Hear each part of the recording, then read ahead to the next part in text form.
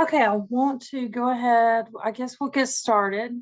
I want to introduce myself, tell you where I'm at, tell you different things about me before I start this. I'm hoping you will enjoy this in terms of participation. I have changed it a little bit after reading some of the stuff about the previous conferences and things participants would have liked to have had. Um, so the first thing, I am Dr. Andrea Ridley. I work at Dalton State College, which is in Georgia. It's in Dalton, Georgia. And y'all, I came in here this morning because right now it's 3:30 in the afternoon where I'm at.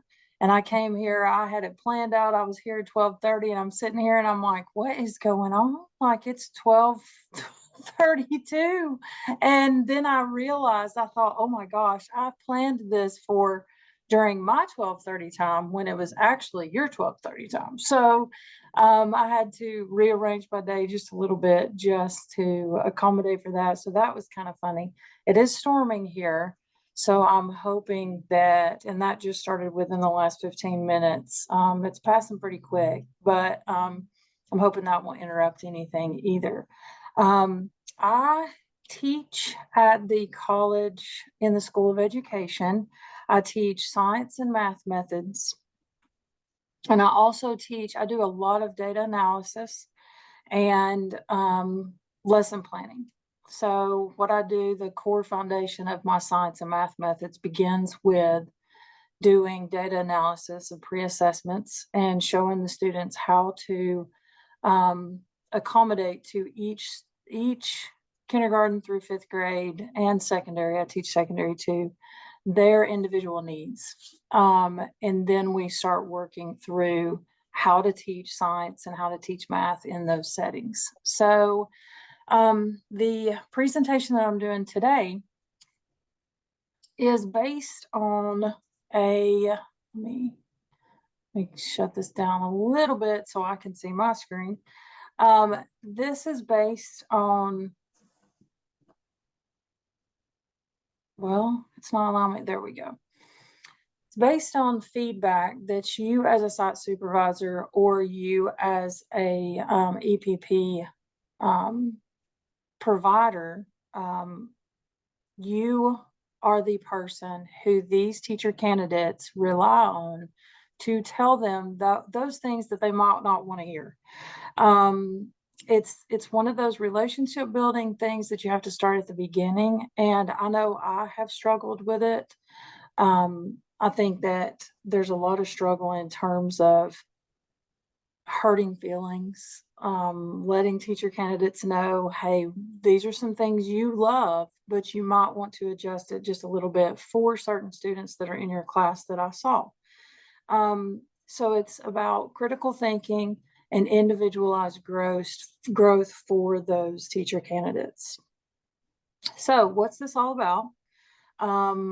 I am going to talk about, there's a science lesson example that I want to share.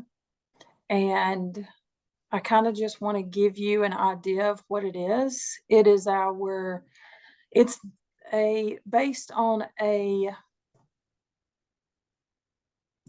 research article that takes a lesson that a group of teacher candidates build together. So there's 3 teacher candidates that build this together, and one person teaches it, and then they watch that person teach it, and then they come back, redo it, improve it, then they teach it again. Another person teaches it, they go back, improve it, and then a third person teaches it. So that's what that article is about. How I use this in my classroom is I do this for the block 3 candidates, which are first semester seniors. And what we do is they have to build their lesson plan, be observed by a site supervisor, get a TCOI, which is an observation of instruction, and get that feedback from them. Their science lesson, they get in groups within the first week of the semester, and I group them based on their grade level. So within this grade level, they're at different schools, they're placed at different schools, but in the same grade level, and they get to choose a standard that they're going to teach. Then after that point in time, they don't even talk about what they're going to do anymore. They decide the standard they're going to teach, and then they plan on their own. And so they have to do the lesson plan. They do a pre-assessment analysis. They send that to me. I have to approve their pre-assessment before they give it to the students, the kindergarten through fifth grade students. And then they analyze the data, send that to me, and they'll teach the lesson. Well, the second, third, and fourth part of this is after all three of the students teach this lesson, because obviously in a semester, you don't have time for all three of them to teach it at different times. And that's way too much planning. So they teach it at their own times. They have to video their lessons, and I have presented and worked with a lot of your professors in California, and you're actually the ones who brought Go React to me, and we started using it at Dalton State. And it was because of some colleges in that I went and watched in California, and they video their lessons, put it on, site supervisors can see it, other students can see it if they want them to. And at the end of the semester, that group will watch each other in teaching that standard. And they fill out that observation instrument for each other. So it's kind of like they are giving commentary to their peers, and they talk about it, but they turn that commentary into me so that I can see how they are building commentary for someone else. Then they talk about, okay, if we were going to teach this lesson for a third or fourth time, what would we do to improve it? And then they reflect upon their experience. So in this, what my teacher candidates have told me, they're like, I have now understood why it's so important to discuss commentary and the glows and grows of work. And they start relating it to their kindergarten through fifth grade students.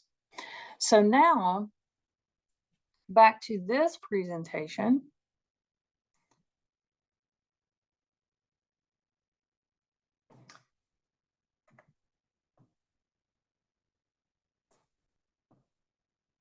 You have to make sure that your students, whether it's kindergarten through 12th grade students or teacher candidates, understand the goals for the task. So they have to understand those standards. They have to understand where we're at, teacher keys.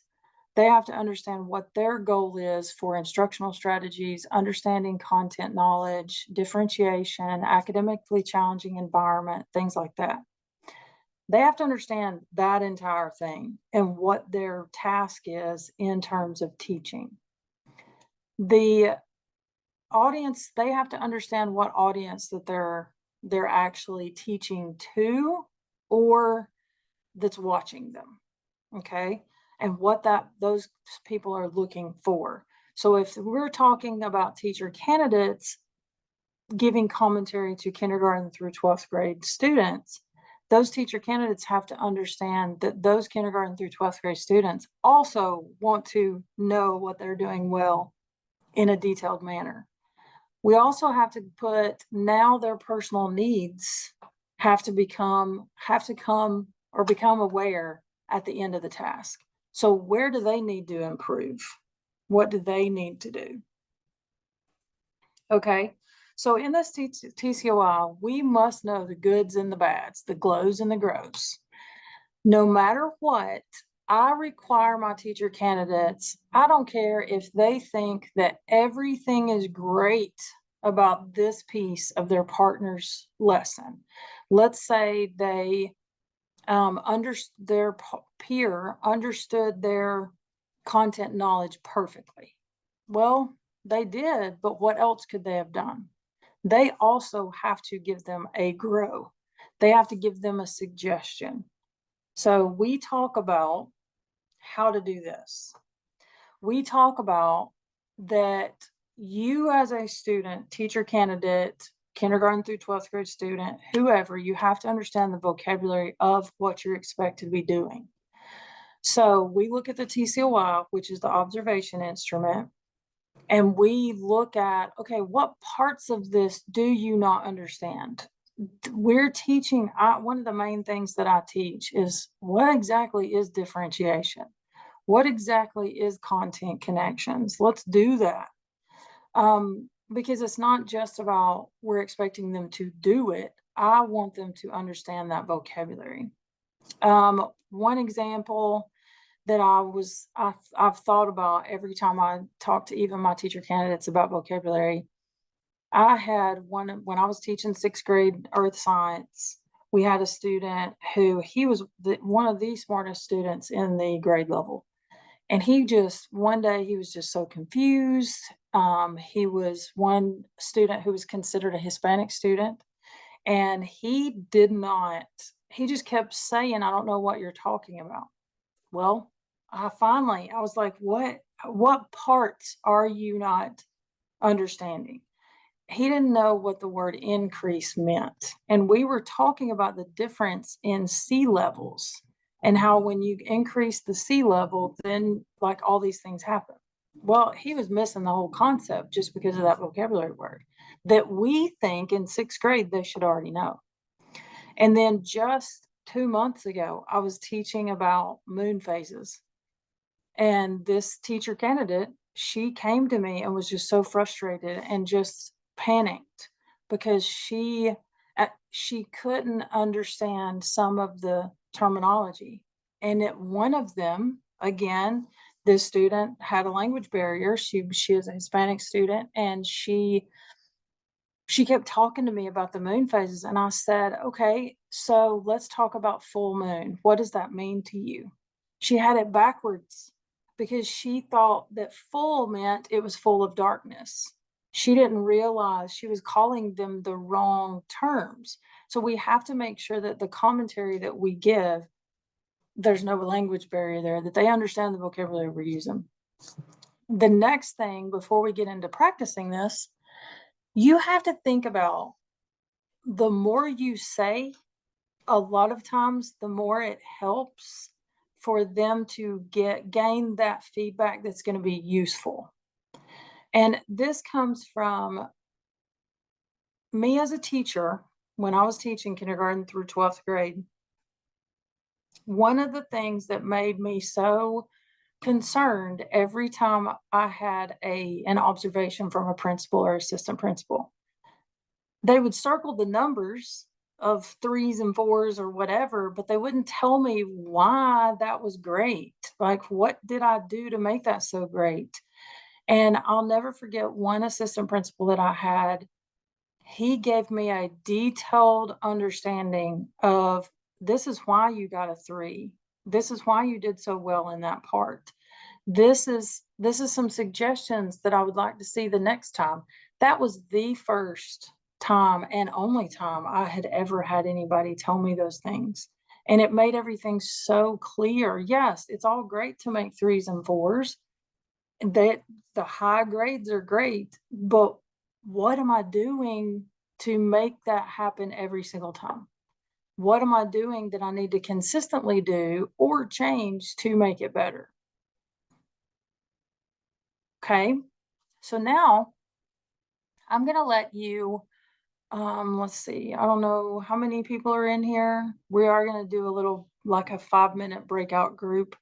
But this is a scenario that I want you to think about. And what I want you to do in your group is you are going to think about instructional strategies first, and then think about differentiation. So just in this very basic scenario, you've got students grouped in groups based on individual pre-assessment data. You have stations set up. You have stations set up with the use of manipulative. So you got, let's say, 20 students. You have them divided up so that they're in. These kids don't have a clue what's going on. These kids understand what I'm teaching, But this other group of students, they already knew what I was teaching before I even started teaching it. And they're built for them to go around for these stations. So the first station, they're going to use manipulatives. It doesn't matter if we're teaching English, if we're teaching math, science, whatever. They're going to use manipulatives. They're going to build a fictional narrative using the content vocabulary. They're going to do some content practice on worksheets, and every 15 minutes, they're going to switch. But during those 15 minutes between that time, it's taken them 10 minutes to transition and for me to get them started again. But as they work, they're quiet. So what I want you to do before I show you some other things, I want you to think about what would a grow be about instructional strategies for this scenario, and what would a glow be? So a glow is, what are they doing well? What are they doing well? And a grow is, what can they do to make this better? So in there, I just want you to do it for maybe instructional strategies, and we'll talk about differentiation together. But I'm going to give you a few minutes to talk about in your breakout groups, and you can make the breakout groups as large as you'd like, or as small as you'd like. But I want you to think about, how do I do commentary right now as a site supervisor? And what would I do for this student if, or this teacher candidate, if this is what I saw, what would I add? Because we're gonna pretend they've got visual aids, they've got their hands-on stuff, we've got all this stuff, but what would I give them as a glow, and what would I give them as a grow? And y'all can add, take away what you want to this scenario, because it's very vague.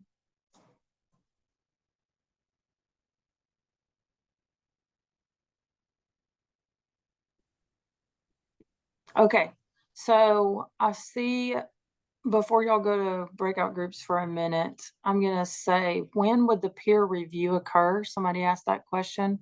The peer review for those lesson plans happens at the very end of the semester.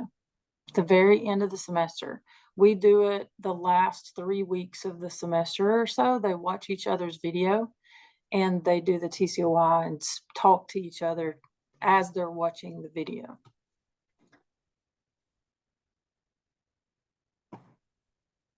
Okay, I'm going to leave this as a share. So if you'll put them in breakout groups, we will, let's do 7 minutes in the breakout group if you can.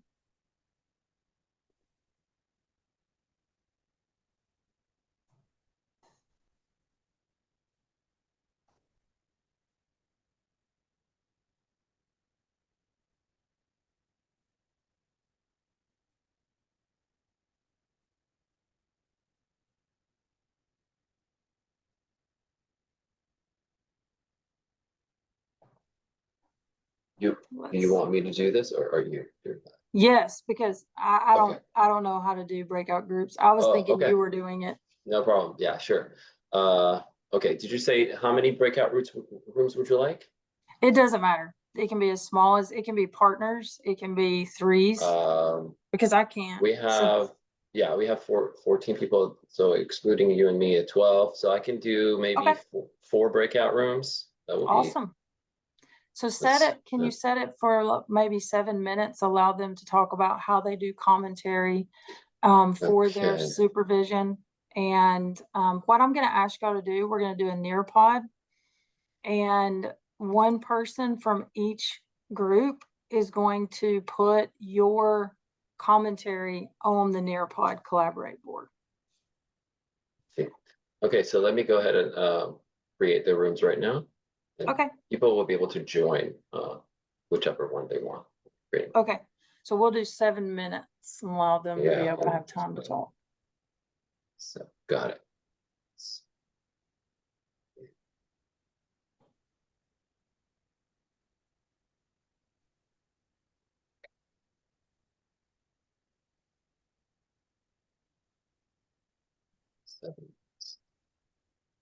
Here we go.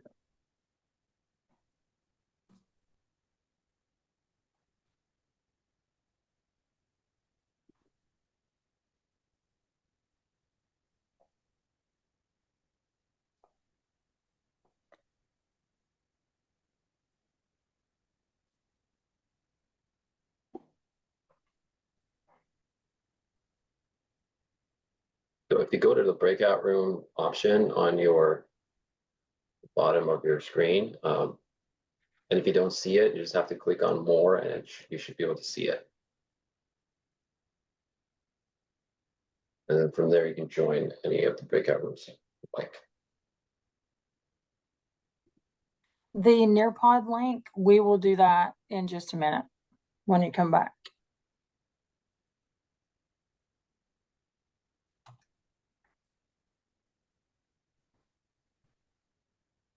And if anyone's having trouble joining any of the rooms, let me know which room you'd like to join and I can make it happen. It looks like people are joining. Okay.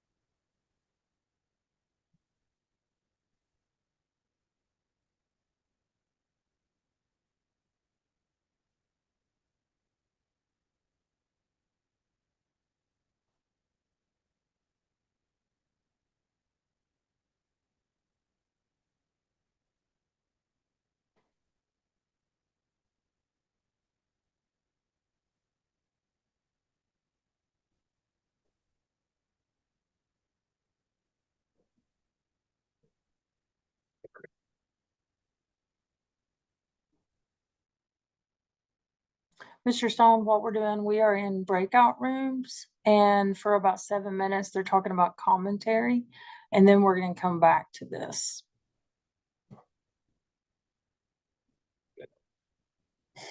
So I set it up for 7 minutes, but then I think it might give them a minute warning. Yeah. I might have set it up such that it's after the 7 minutes. But anyways, they'll have the That's fine. 7. Yeah. That is fine. I feel like 5 minutes is too short, but then 10 minutes gets too long sometimes. Right. Yeah, I think the sweet spot is 7. That's great. how many minutes I give my students for a break. I make them leave the classroom. I'm like, you cannot sit here and stare at me. You get up and you leave and you're gonna be gone. Because Great. they talk about how they want breaks all the time, but they won't get up and leave. I'm like, go walk, go to the parking lot, do something, and then come back. So true. So true. Yeah. That's smart. Yeah. I've never seen anyone do that. It's actually Yeah. actually At smart. first they kind of roll their eyes and get upset, but I'm like, y'all sit and do, even if we're doing hands-on things, y'all need to get out of the room and have a change of scenery, walk up and down the stairs, do something. 100%. Yeah. And they laugh because I tell them, I'm like, sometimes I just need a break from you too, because my classes are 2.5 hours long. So Oh, wow. That is yes, a long class. it's How many once a students week. do you have? We in each class, I think this semester one of my classes the largest. It's got 30 maybe 32 students in it, because we try to keep them pretty low so that so that I can do a lot of hands-on stuff. But this semester that it's only one cohort, and so if they divided it into 2, they would have been really small, so they didn't want to do that either. Let's see. Okay. But usually there are around 22 students in a class. Not bad. It's a good amount. And Good number. where do you teach? I don't teach right now. I actually have a background in biology. I got my master's in biology, and I taught a little bit of anatomy at the university level after I graduated. And then I did my PhD at UC Davis in education. I just graduated in June. Oh, wow. So I haven't Yes. started teaching just yet. Yeah, my wife just got pregnant, and I think I'm gonna take a little time off before I Yeah. get back in the game. Yes, that'll be good. Yes, my background is biology. And then when I was teaching middle school, they asked me to start teaching math because I mean, numbers are my thing too. So and then when I started at the college, they started me in the education program in math in secondary, knowing that there was a elementary spot coming open. And then the science person left, so they gave me all that too. So, Wow. Wow. Yeah, that's great. You're doing all this. Yeah, well, sometimes just things happen like that. yep, they just up and left. But people laugh at me because I do a lot of collaboration with colleges in California and y'all's group. And I've just brought back and learned so much from the things you do out there and the things that we do here. It's Yeah. pretty awesome. Yeah. Yeah, it's always great to cooperate with others and use their experience. Yeah. Well, it says I think there's 30 seconds left, so Yeah. we'll see. Yeah. I think, yeah. So when they come back, they should be able to get on the Nearpod. Yeah. And once they come back, you're going to share their link chat. Yes.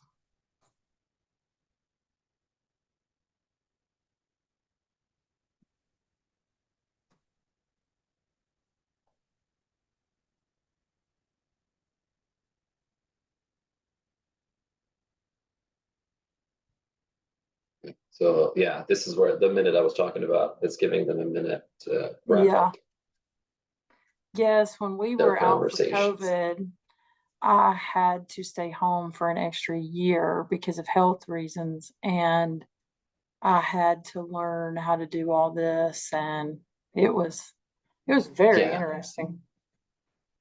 Yeah. Helpful.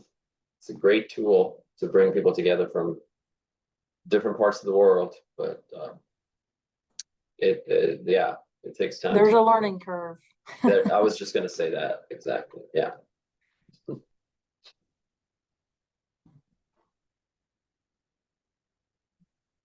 Yeah, I'm still learning myself. It takes, my students have told me that I'm like a different person in person compared to online. They Oh, like it a really? lot better in person. Wow. I'm just very active, and sitting at this computer is very hard for me. I see. So I should be throwing everybody back into the room, into this one. Do we have everybody back? I think they are. Okay, so I have shared the Nearpod link and the code on the chat, and it's on the screen now. If you will go ahead and get on there. Now, maybe you chose somebody to be able to get on the Nearpod to be able to share, and I'm going to share what we see through my Nearpod screen too. So we'll see if this works.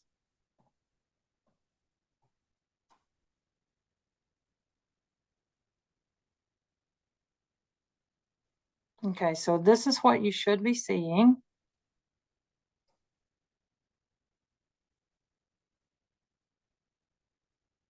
See if I can get it larger.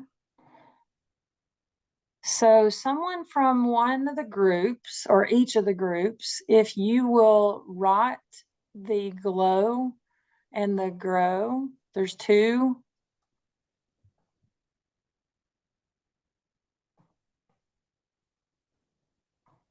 Screens for instructional strategies. There they come.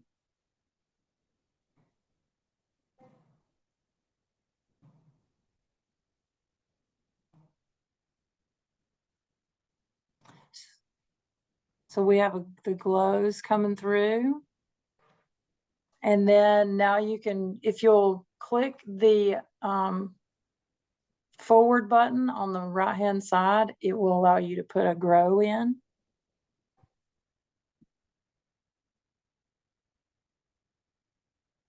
These are great questions.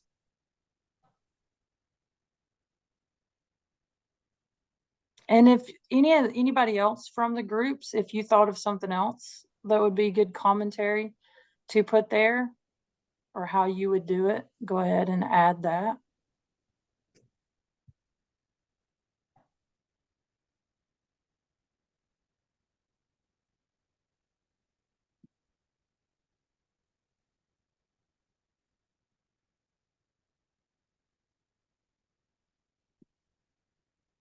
Okay, so go ahead and read these.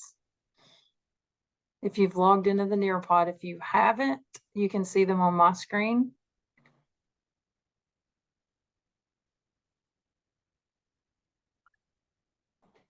These are great. Okay, so what I'm going to look at the chat really quickly and see. Oh, there it is. Okay, so I'm going to share the PowerPoint again because I want to show you. So what you saw within the Nearpod, you can come away from that. We're not going to go back to it because we won't be, I want to be able to let you have time to ask questions. So we won't be able to do the last screen on the Nearpod, and that's okay. I'm going to show you some things. So what you saw on the Nearpod was a lot of you spent a lot of time asking questions. So you spent time pretending, here's my teacher candidate. I want them to speak to me and reflect on what they did based on these certain things. My students, here's an example. This is the instructional strategies piece of our TCOI, which is the Teacher Candidate Observation Instrument. And I had asked if I could share that entire thing with you, but I'm not sure. They weren't very sure if we could share the whole thing, but they said that, especially since it's being recorded and I couldn't distribute it out to you. But this is set up to where there's 4 sections. And if you look at from the left to the right, which I will tell you, I am a big proponent of building rubrics where the highest score that they can make is on the left because we read from left to right. So I like my students to be able to see what my expectations are first as they read from left to right. But this TCOI is built back to me backwards. So right here, we have the title of the criteria. And then we have a 1. So if students are doing this with no technology, no resources evident, they would get a 1. And then you go up to a 2, a 3, and a 4. So this is what we're looking for as site supervisors. We want them to be at 4. So we want to wow us, but we expect a 3.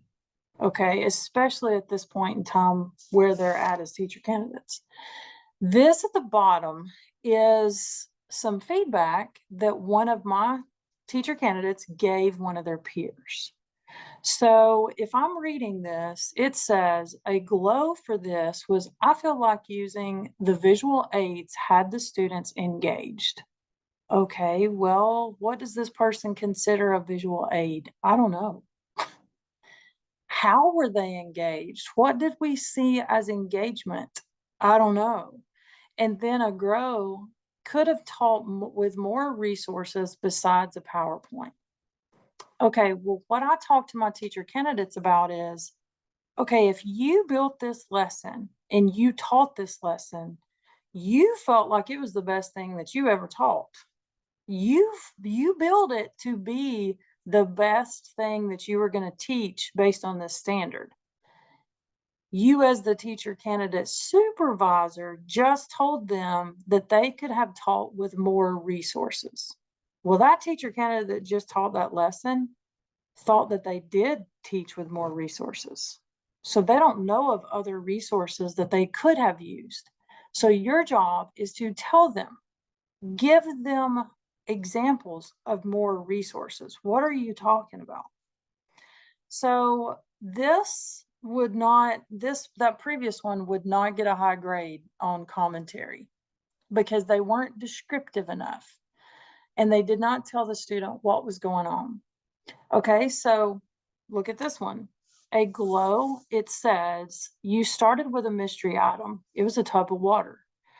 That gained the student's interest. Various, well, this is okay.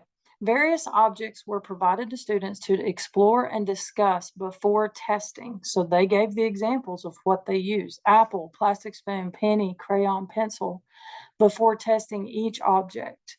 The students were asked to describe the object and share their prediction. So what that teacher candidate observer is telling this teacher is, you did well on doing this part, and that's why I gave you a 4. Those students were actively engaged, they were on task, and this is how you did it. The grow, this person said the resources, the 5 objects, could have enhanced student learning if the students tested their ability to sink or float, while having the teacher display the experimentation to the class. So that means the teacher did the lab. It kept the lab organized, but the teacher did all the work. Authentic engagement may have been more evident if the children were testing the objects. So this teacher candidate observer told their peer teacher they need to allow the students to test things more. And that would be a better instructional strategy if, so maybe this observer gave this student a 2 or a 3 because they didn't allow the students to test the objects. So this is great commentary. The one before this one is way too vague. There's not enough information for the student teacher to understand what they did well and what they need to do better. These are discussions that you can have with the teacher candidates as a site supervisor, but it needs to be detailed. This, just an example of differentiation. Students were able to choose how to do the ticket out the door. So they chose their different things to do. They could draw or they could explain it with words. So that was a glow. The grow, they could have set up different sheets for each student. Differentiation was lacking. Well, that's okay. Commentary. This one is much better. And I know you could be looking at it as, well, that's a lot of writing. That's a lot of information. But when you read it, it's very descriptive in what the teacher candidate was supposed to be doing as they taught. So I'm going to go down to the grow. It said all students received the same handout to choose their prediction and test results. All students experienced the lab the same way. So just like our little scenario that I gave you, yeah, those kids were divided into groups based on their pre-assessment analysis and their results, but they all did the same exact activities. That's not differentiation. And this teacher candidate pulled that out when they were giving their peer teacher an example of how maybe they could have differentiated better. So I'm giving you a little bit of time to read that because I know I didn't read it all. So when you're giving, one of the things that my teacher candidates have told me previously before I started doing this, this part of the critical assignment, because I just added this probably a year ago, and my teacher candidates have said, they're like, that is the best thing I have been able to be involved in because it showed me what my site supervisors go through. And what they say is that before they would tell me, my site supervisor's giving me 3s and 4s. I'm excited about the grade, but they're not telling me anything. They're not giving me any information of what's making that a 3. And if I got a 3, why didn't I get a 4? What could I have done to get a 4? And so the teacher candidates are begging for more information, but the site supervisors are afraid to give it because they don't want to upset the teacher candidates. Okay, so final tips and takeaways. First and foremost, celebrate your teacher candidates. Be excited for what they're doing great because they are working and they're trying their best. They just, it's kind of like kindergartners. Their mind is blank. We have to help them get to where we have been and where we are now. Seek ways to be the most assistance as possible. Put the work into giving them more feedback. Yeah, they want an A, but they want to know why they made that A. Give those details and set goals for the next meeting. So when I was a site supervisor the last time was about a year ago. One of the things that I always told them, okay, here's what you did today. The next time I come see you, this is what I want you to add to your lesson the next time. Okay. So I know that was kind of quick. It seemed like it was quick to me because it was only 45 minutes. I was telling him, as y'all were working in your 7 minutes, my classes here are 2.5 hours long. So I am in class a long time and I usually have like hands-on activities, different things to do. So just doing a shorter time, it's hard for me to get it all into one thing. So um if you have any questions, please like speak up because I know that's one thing that people had said they wanted more of is the time to be able to ask questions.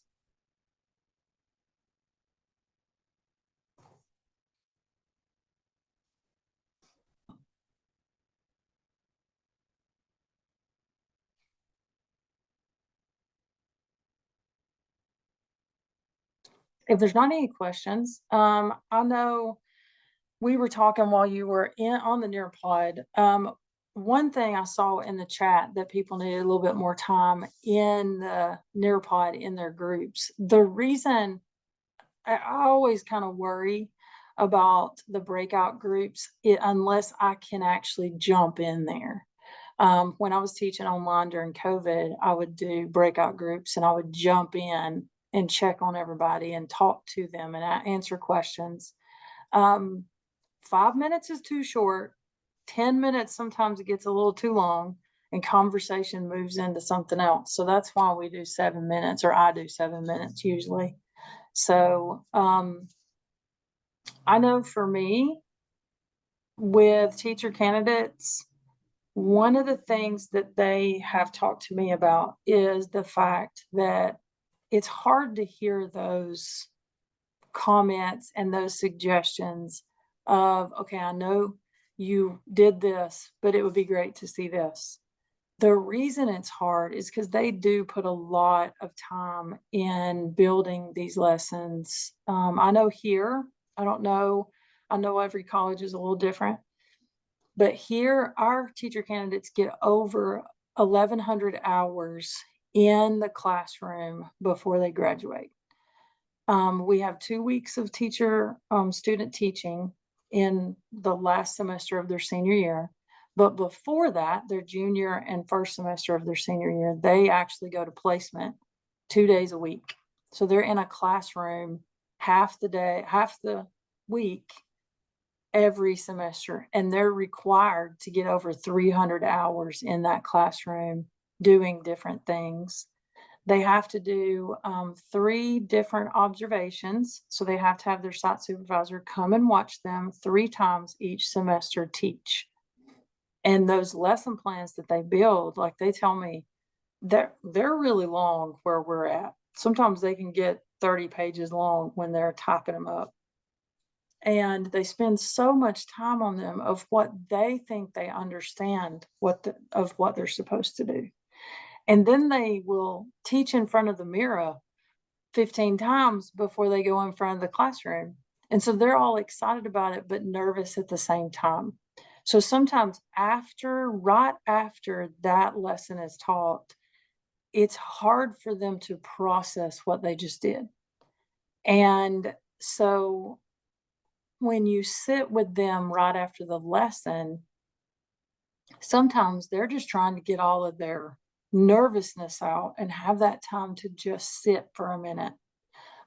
So my suggestion is walk with them to where you need to sit and talk, but allow them, okay, I want you to go to the bathroom for just a minute, sit there for 5 minutes, do something, and then come back.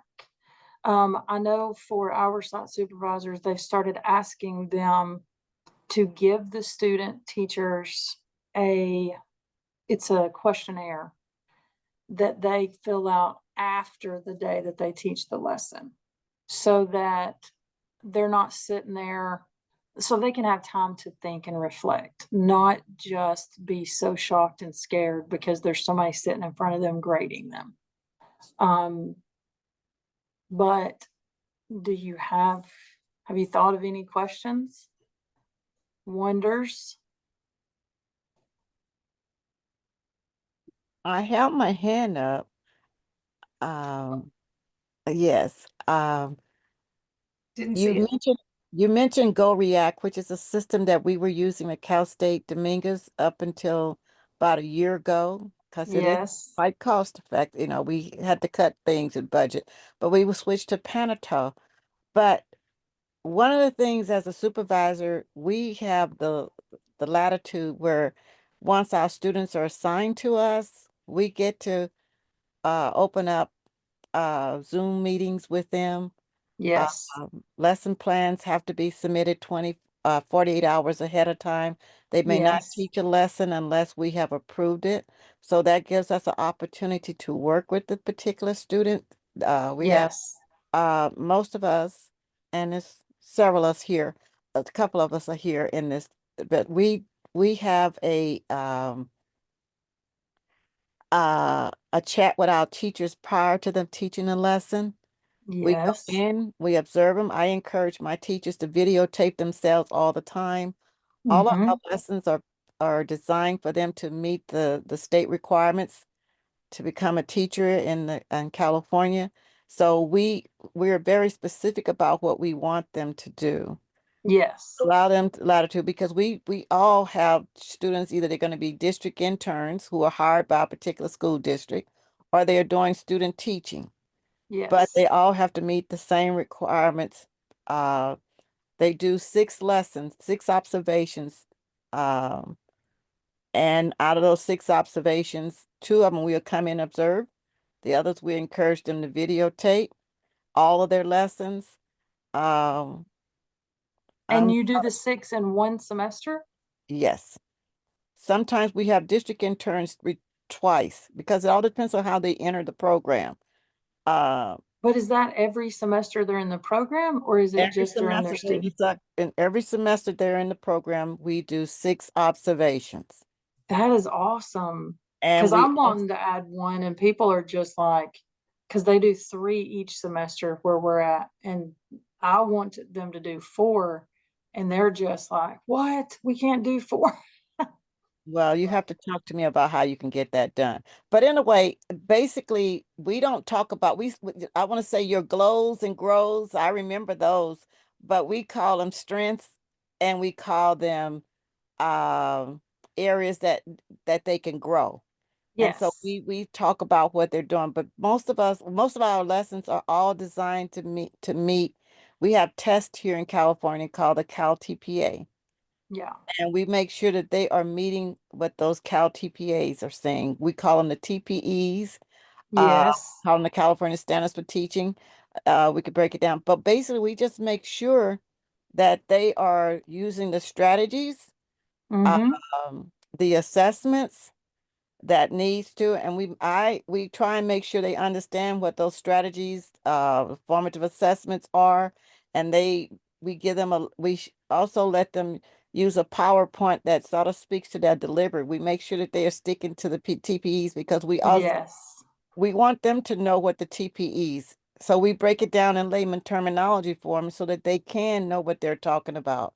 Because Yes. I can talk about TPE and community and development, engaging students or whatever, but they really need to know what are they doing. And we try very hard, not just me, but we try very hard to make sure they understand in layman terminology what it looks like in the classroom. Yes. We break those TPEs down to this is the evidence. This is what it's asking you for. So yes, the glows, they come there because we do a self-reflective piece for each lesson plan that they do. So they not only self-reflects on my observation of them, they self-reflect on Yes. what after I observe them, they self-reflect on it and write their views. It's not where we get upset about them, but we let those teachers really know exactly what they're doing. We give them instant feedback, and they really do appreciate that we have to meet with them. We meet with them all the Yes. time. We don't just assign, we meet with them. So we meet for 4 day, 4 week, we could say 4 we do what we call weekly check-ins. Yes. And Uh, our site supervisors do all of what you just Mhm. explained, except only with 3 lessons. oh no, we do the weekly check-in. So we space the lesson plans out over a semester. Hmm. And we take in consideration their testing because they depending upon where they are, they have to have those tests done by the end of the year or end of the Yes. semester. So we have to make sure we give them time to uh do their own studies and preparations and stuff for that. But we do work with them quite frequently, and they know that they can talk to us pretty much anytime. So Yes.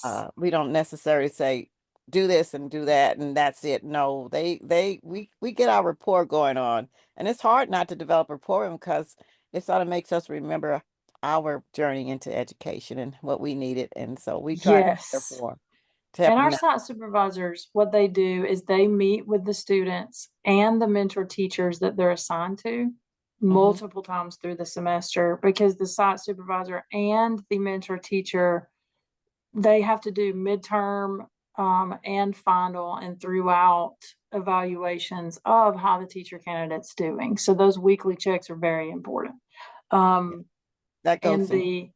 the parts that the teacher candidates struggle with for us is on those TCOIs, the observation instruments, when they are doing those 6 lessons, when they get that feedback on that sheet that explains, okay, why did I get a 3? Why did I get it's like there's nothing, sometimes there's nothing there, or it's very vague. And what I use this task for is not for them to really, yes, they're grading each other, they're giving each other feedback, but it's really them learning the components of good commentary.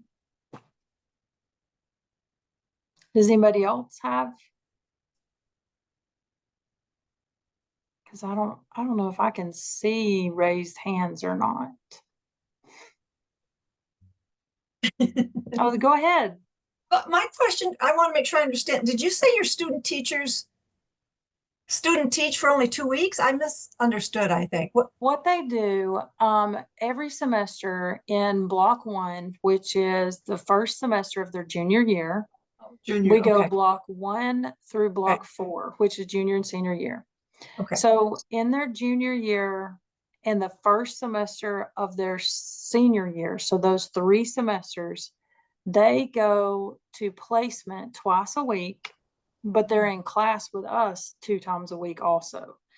Well, then when they get to block 4, so they are getting observed, going through learning how to write a lesson plan, learning how to teach a lesson plan through those block 1 through block 3, which is junior's year, first semester of senior year. And Okay. then the last semester of their senior year, they are only in placement. They are in a classroom from day 1 of that semester, every single day, Monday through Friday, and they come to class after the school day is over. So they're not in class during the school day anymore in block 4. The what we call student teaching is in that last semester of their senior year. They have 2 weeks that they are the teacher of record. So that mentor teacher steps back, and that teacher candidate is responsible for those students in that classroom for 2 weeks. And at least one of their observations by the site supervisor has to be during that 2-week takeover, is what we call it. So during block 4 of their senior year, which is the last semester, beginning the first week, that mentor teacher, which is the same mentor teacher that they had the first semester of their senior year. So they're almost with that person for a full year by the time they're done. And that mentor teacher will work with that teacher candidate and start handing things over to them. So maybe the first subject that that teacher candidate gets to start teaching is reading. So that mentor teacher will make that teacher candidate responsible for teaching reading for that classroom. Then they'll be teaching reading. Then that mentor teacher will hand off, let's say, social studies. And then they're responsible for reading and social studies for those kids, the lesson plans and everything. By the time they do their 2-week takeover, they're responsible. They're the teacher of record for that 2 weeks for those kids. That mentor teacher is just kind of there. So that's what that 2-week is. Oh. I know everybody does it differently. I'm from UCI, and ours are in the classroom from the last year doing their field study. But second semester, it's all theirs for the entire semester. We do 4. Oh, wow. That's what I'm saying, 2 weeks. And they still Yeah. feel they lack confidence in the beginning, but Mhm. we do 4 observations every quarter. So we're with them a lot. So I thought 2 weeks, because ours Yes. don't really build that confidence until probably spring term. So wow. Correct. You can see where they And may that's be. what, yes. And that's what I'm always saying. Like when y'all were in your breakout groups, I do a lot with your groups out in with Alan and all them. Any conference that he does, I try to be a part of it. And people laugh because they're like, how did you get here from Georgia? Like, they're like, why are you part of this? But somehow I got connected, and I've always thoroughly enjoyed it because I bring back to my college, hey, y'all, these people are doing this. Like, why can we not add this to what we're doing? So you're helping me, and sometimes I give y'all some stuff. So it's pretty cool. It's neat, the difference. And that's something. We have our first faculty meeting for the semester next week. So I will tell them, y'all, they're doing 6 observations. Observations that year. Yeah. Where it's a lot. It is. Yes. And I would like to see, like my email address is right there in the resources. And I would love to see like program sheets of how y'all have your classes, like through the junior and senior years of what they progress through. Because it's just different. It is. The difference is in California, our teachers are post-bachelor. So Mhm. they already we're have not. their undergrad. That's why they do a full year of teaching in the classroom. Okay, And that's that's why why. we do 12 observations of 12 lessons. But they take over classes, Yeah. for at least one semester, if not longer. So your education programs are after they've already got their first degree? Right. It's tied with for many of us, it's a master's degree program for Okay. teacher education. Yes, no, mine's undergraduate. It just They really are, depends on how they enter. It really depends on how they enter because yes. I mean, some semesters, some semesters I have district interns for only one semester. And there's a Yeah. lot of programs, California has a lot of programs now for teachers to enter the area education. But like Jane said, depends upon, most of them have their degree or Yeah. they Yes. they've already made a decision that they're going to be a teacher, and that this is probably some of the last coursework that they're doing. But generally, Okay. when we have district interns, we keep them 2 semesters. So that's that whole year that James is speaking Yes. to. So they do 12 lessons altogether, but That's the reason it's a it's a difference. recycling of the Mhm. previous lesson because we're focusing on different tests that they have to take, because California, they have a lot of testing they have. Yeah, So we trying to make sure that they are really prepared. So there's prepared. a lot of prepping that we do in these programs for them. I'm not going to say Yes. everybody does the amount of prepping, but we try and make sure that they are ready, Yeah. because it's a reflection on us too. I Yes. reflection on us as people who've been in the game. It's a reflection on making sure that they become. I want to keep them in. I want to keep them in Yes. education, and we know that the research says the 5-year burnout, but that's what Yeah. we're focused on keeping them. But we do have a lot, and there's a lot of things we do with the teachers that the university does with the student teachers and with the mentor teachers. They are brought Mm-hmm. on board in a different fashion. So when we get to the school site, we working as a team. Yeah. So Yes. it's a team thing going. So we're not telling it, and they already know what we are trying to do. We are trying to make sure that they are meeting the requirements of the state, because we acknowledge this. We're very respectful of it, and we should be. We acknowledge that those teachers that we're going into the classroom, the district interns are already assigned to a classroom. I feel sorry a lot of times for them because they just might be their first interest entering into teaching. But the student teachers have a little bit more time because they get to do that practice teaching under a Yeah. person. But we always are very respectful of that teacher, but they also know that the university has things that we have to make sure Yeah.